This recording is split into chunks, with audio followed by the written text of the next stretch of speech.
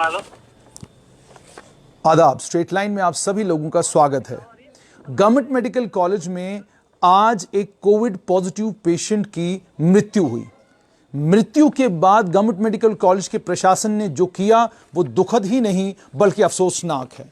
Government की guidelines के बावजूद, union health and family welfare ministry की गाइडलाइंस के बावजूद, WHO की गाइडलाइंस के बावजूद क्या कुछ उन्होंने किया, आइए उसी कोविड पॉजिटिव पेशेंट के परिजन से आपको सुनवाते हैं। आदाब, मैं जी स्ट्रेट लाइन से बोल रहा हूं।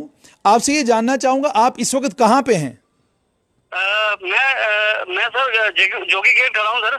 अच्छा, मुझे बताइए कि आपके ये जो परिजन है, मैं बहुत अफसोस है कि उनकी मृत्यु हुई है। हम इस दुख की घड़ी में आपके साथ हैं, लेकिन आपसे ये जानना चाहूंगा कि जब इनकी मृत्यु हुई उसके बाद से लेकर अभी तक गवर्नमेंट मेडिकल कॉलेज के प्रशासन ने आपके साथ क्या किया? आपको पूरी दुनिया सुन रही है, आप बताइए ताकि दुनिया को ये पता चले कि कोविड पॉजिटिव अगर कोई पेशेंट आता है, हुकूमत की डायरेक्शंस के बावजूद, WHO के कहने के बावजूद मेडिकल कॉलेज का प्रशासन क्या कह रहा है, ताकि दुनिया को ये बात पता चले। हाँ जी सर, मैं जरूर ये कहना चाहूंगा कि प्रशासन और गवर्नमेंट की तरफ से हमें कोई भी हेल्प नहीं की जा रही।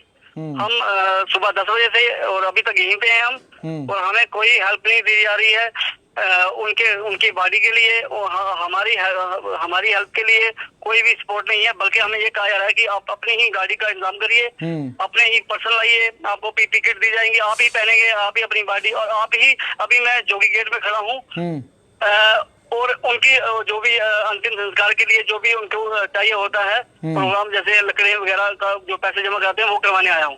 क्या उन्होंने क्या मेडिकल कॉलेज के प्रशासन ने आपको ये कहा कि हम अपने कुछ लोग आपके साथ रखेंगे जो आपको पूरा प्रोटोकॉल बताएंगे, हम एम्बुलेंस देंगे, आप हमारी एम्बुलेंस? बिल्कुल भी नहीं, बल्कि PPE किट के लिए भी हमें बड़ी जरूरत करनी पड़ रही है और सैनिटाइज के लिए भी उनकी प्रशासन की तरफ से हमें कोई गाइड नहीं किया जा रहा है और हम बहुत ज्यादा ही परेशान हैं। लेकिन बस एक चीज और आपसे जानना चाहूंगा, ये जो परिजन आपके हैं, आपके जान सकता हूं आपका रिश्ता इनके साथ क्या है? मेरे फादर इन लॉ हैं जी। अच्छा, आपके फादर इन लॉ हैं ये। तो ये भी आपसे जानना चाहूंगा कि गवर्नमेंट मेडिकल कॉलेज के प्रशासन को आपने गुजारिश की कि आप हमें क्या कहते हैं, कम से कम 5 आदमी तो दे दें ताकि हम इन्हें इनके अंतिम संस्कार के लिए हम इनको लेकर जा सके, तो उन्होंने क्या कहा? उन्होंने बिल्कुल साफ क्लियरली कह दिया कि हमारी तरफ से कोई हेल्प नहीं की जा सकती। आप अपने ही बंदे लाइए, आप ही उनको उठा के ले जाएंगे, आप ही अपनी गाड़ी लाइए, और इसी तरह हम खुद ही अपने पर्सन को, हम लोगों को ला रहे हैं और संस्कार की तैयारी कर रहे हैं। तो आपसे जानना चाहूंगा, क्या अब आपको गाड़ी मिल गई है या अभी भी आप परेशान हैं? अभी भी परेशान है जी। गाड़ी मिली? अभी तक गाड़ी का कोई इंतजाम नहीं है। गाड़ी का कोई इंतजाम नहीं है और अभी तक आप प्रशासन, तो कोई गुजारिश आप प्रशासन से अभी भी करना चाहेंगे? डिवकॉम आपको देख रहे हैं, डिप्टी कमिश्नर आपको देख रहे हैं, और जो हमारे LG हैं वो आपको सुन रहे हैं, और साथ में जो हमारे चीफ सेक्रेटरी हैं BVR सुब्रमण्यम, सभी इस वक्त आपको देख भी रहे हैं, सुन भी रहे हैं। कोई गुजारिश करना चाहेंगे? हाँ जी सर, मैं बिल्कुल गुजारिश करना चाहूंगा कि हमें हमारी हेल्प की जाए, हमारे साथ कुछ पर्सन भेजे जाएं, लोग भेजे जाएं, गाड़ी का इंतजाम किया जाए। अभी हम जहाँ पे हैं, आज ही उनका संस्कार होना चाहिए, जो विधि के विधान के मुताबिक जो एक तरीका है जो सभी चाहते हैं। जी, धन्यवाद।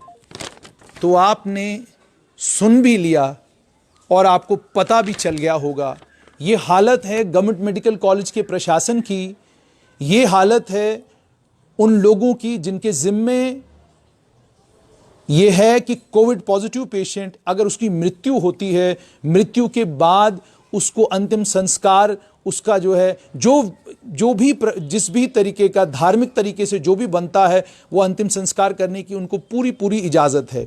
बाकी प्रोटोकॉल्स जो हैं वो सभी लोग पढ़े लिखे हैं, जानते हैं कि प्रोटोकॉल्स को फॉलो करना ज़रूरी है। लेकिन आपने सुना होगा, जब इनकी आंखों में आंसू आए, मैंने फ़ौरन जो है फ़ोन काट दिया। इसलिए काटा ताकि कोई ये न समझे कि ये सिर्फ और सिर्फ मात्र TRP के लिए ये खबर आप तक पहुंचाई जा रही है। खबर इसलिए पहुंचाई जा रही है क्योंकि कोविड पॉजिटिव पेशेंट ने खुद कभी नहीं चाहा होता कि मैं कोविड पॉजिटिव हो जाऊं। कोई भी आदमी इन्फेक्शन लेने के लिए बाहर नहीं जाता, किसी को नहीं मालूम वो जिस आदमी से मिल रहा है वो इन्फेक्टेड है या नहीं है। और जब इन्फेक्शन हो गया उसके बाद अगर पूरी दुनिया में 80% लोग स्वस्थ हैं और एसिम्टोमेटिक हैं और अपने घर वापस आते हैं, सिर्फ 4 या 5% लोग हैं जो कोमॉर्बिडिटीज़ के कारण जो है मारे, जो जिनकी कोमॉर्बिडिटीज़ के कारण मौत हो रही है, जो बहुत बुजुर्ग हैं, जो नहीं सर्वाइव कर पा रहे।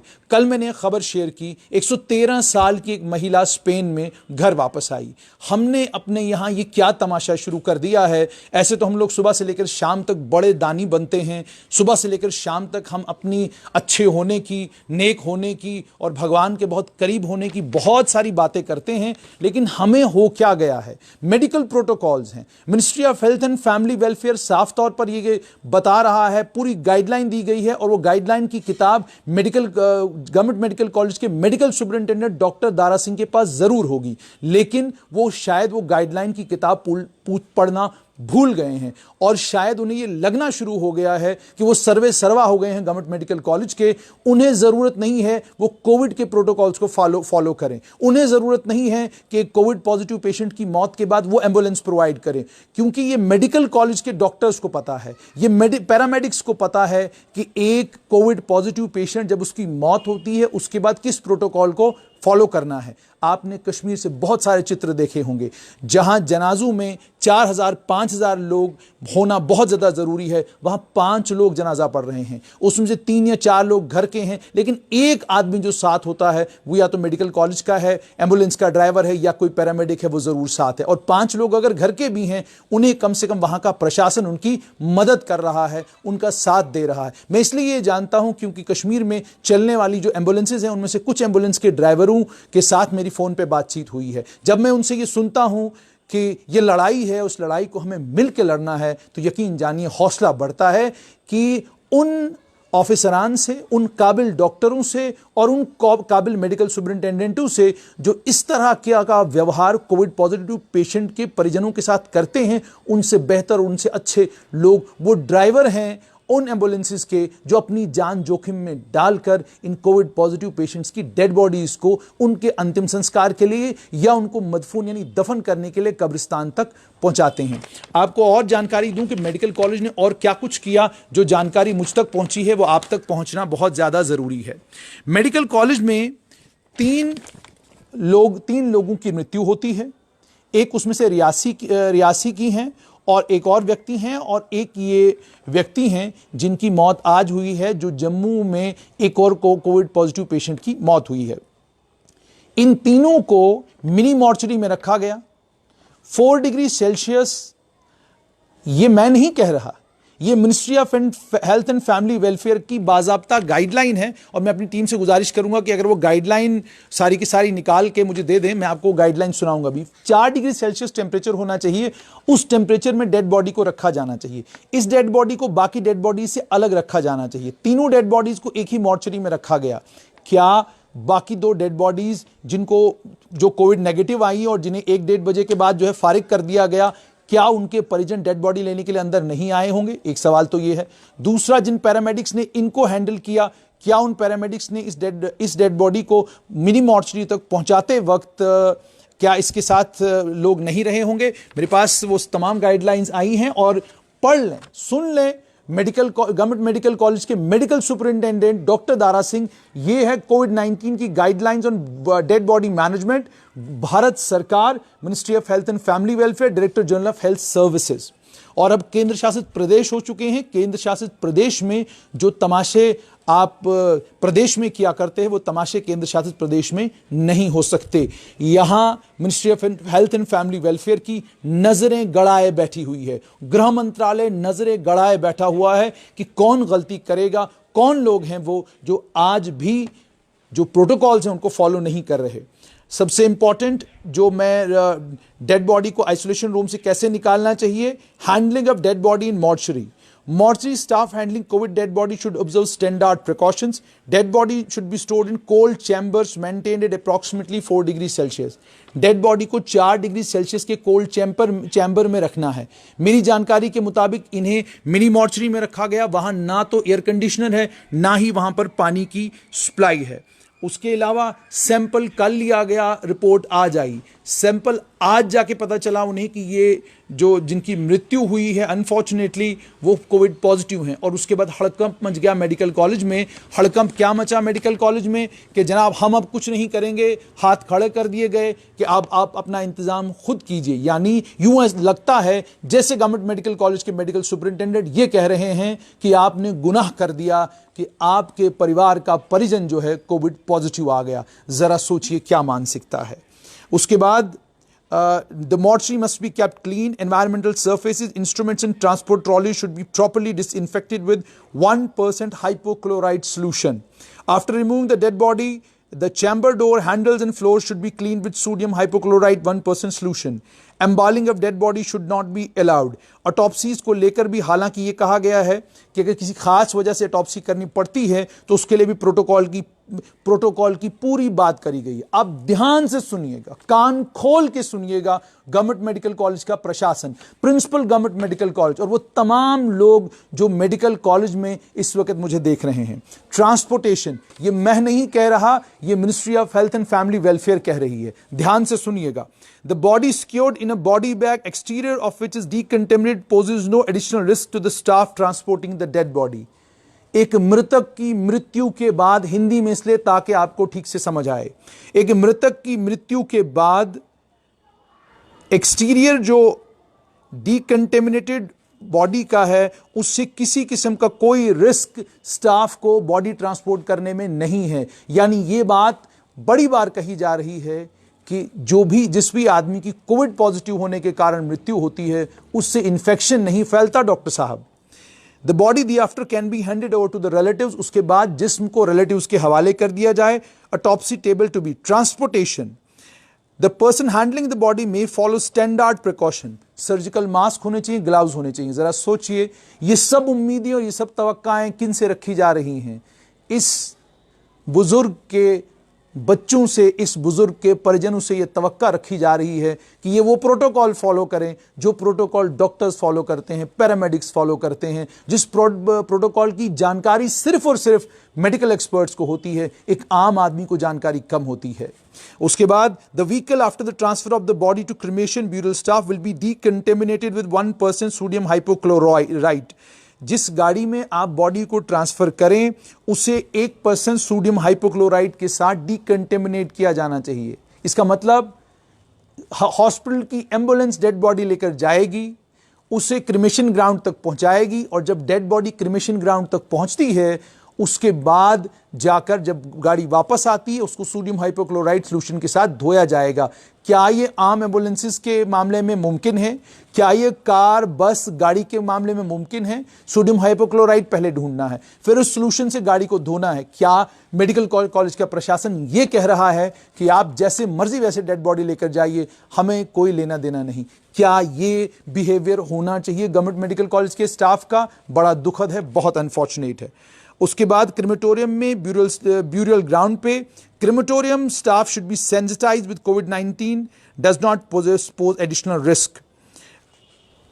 ये कहा जा रहा है, ध्यान से सुनिएगा, कान खोल के सुनिएगा मेहरबानी करके, क्योंकि बहुत अजीब व गरीब किस्म की कहानियां सुनने में आ रही हैं, बहुत अजीब व गरीब कहानियां कि जनाब परिजनों ने कह दिया कि हम डेड बॉडी लेने के लिए तैयार नहीं, घर के लोगों ने कहा हम डेड बॉडी लेने के लिए तैयार नहीं। यहां घर के परिजन तैयार हैं डेड बॉडी लेने के लिए, लेकिन ब्यूरियल ग्राउंड पर या क्रिमेशन ग्राउंड पर जहां अंतिम संस्कार होना है, वो लोग भी अगर मुझे देख रहे हैं ध्यान से सुनिएगा, क्रिमेटोरियम और ग्राउंड स्टाफ को सेंसिटाइज किया जाना चाहिए कि कोविड-19 एडिशनल रिस्क नहीं है। यानी मौत के बाद अब जो वायरस के ट्रांसफर का मामला है वो खत्म हो गया।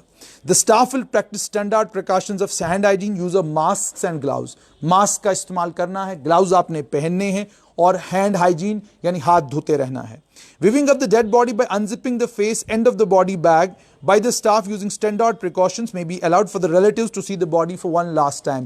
एक आखिरी बार अगर घर के परिजन डेड बॉडी को देखना चाहते हैं तो जैसे मैंने आपको कहा, बॉडी बैग को खोलकर सिर्फ चेहरा दिखाया जाना चाहिए, बाकी बॉडी नहीं दिखाई जानी चाहिए। मैं नहीं कह रहा union health and family welfare ministry कह रही है, religious rituals such as reading scripts, sprinkling of holy water and any other rites that does not require touching of the body can be allowed. मजहबी रसूमात, धार्मिक वो तमाम रस्में जैसे रिलीजियस स्क्रिप्ट से पढ़ना, पानी का छिड़काव करना या गंगा जल का जिस तरीके से कहते हैं मुझे मालूम नहीं, लेकिन गंगा जल का छिड़काव करना या आखिरी रसूमात में जो कुछ ज़रूरी है जिसमें जिस्म को हाथ लगाना ज़रूरी नहीं है वो उसकी इजाज़त दी जानी चाहिए। जिस्म को हाथ लगाने की जिसमें ज़रूरत नहीं वो करने दिया जाना चाहिए।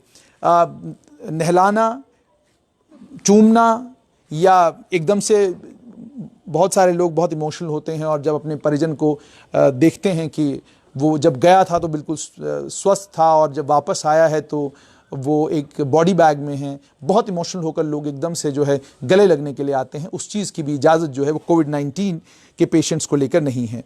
Funeral burial staff and family members should perform hand hygiene after cremation. Cremation के बाद भी आपको अपने हाथ धोने हैं। The ash does not pose any risk and can be collected to perform the last rites. वैसे मुझे अफसोस के साथ कहना पड़ रहा है, मगर जो भी आदमी कोविड-19 के कारण जिसकी मौत हो, अंतिम संस्कार के बाद जो अस्थियों का मामला है, अस्थियां किसी भी तरह से किसी इंसान को कोई नुकसान नहीं पहुंचाती, उन्हें कलेक्ट किया जा सकता है ताकि आखिरी रसूमात को पूरा किया जा सके।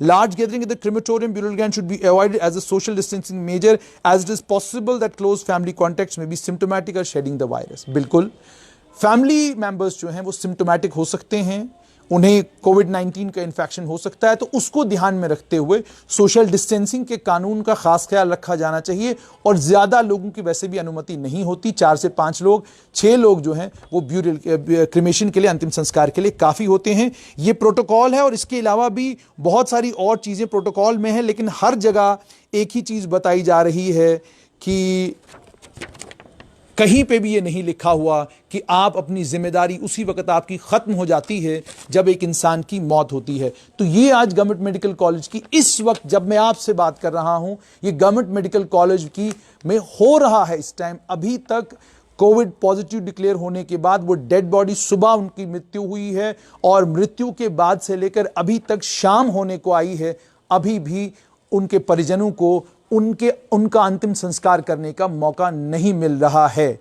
तो 7:30 बज रहे हैं और 7:30 का वक्त है और कोई भी इस परिवार की सुनने वाला नहीं। अगर कहीं LG lieutenant governor Girish Chandra Murmu हमें सुन रहे हैं, चीफ सेक्रेटरी बीवीआर सुब्रमण्यम हमें सुन रहे हैं, हेल्थ सेक्रेटरी अटल डुल्लू हमें सुन रहे हैं, या प्रिंसिपल गवर्नमेंट मेडिकल कॉलेज इस ब्रॉडकास्ट को देख रहे हैं, या कोई भी अक्लमंद आदमी, कोई भी ताकतवर आदमी इस ब्रॉडकास्ट को देख रहा है, मेहरबानी करके डॉक्टर दारा सिंह को एक आधा फ़ोन करके उन्हें कम से कम इतना सुझाइए कि जनाब आखिरी रसूमात के लिए एक डेड बॉडी को कम से कम अंतिम संस्कार के लिए उसे क्रिमेटोरियम तक या क्रिमेशन ग्राउंड तक लेके जाना है, वहां तक तो आप एम्बुलेंस दे ही सकते हैं, क्योंकि आप ही के पास सोडियम हाइपोक्लोराइड सॉल्यूशन है और आपकी ही एम्बुलेंसेस जो हैं उन एम्बुलेंसेस को सोडियम हाइपोक्लोराइड सॉल्यूशन से साफ किया जा सकता। इतना क्या कोविड-19 से घबराना।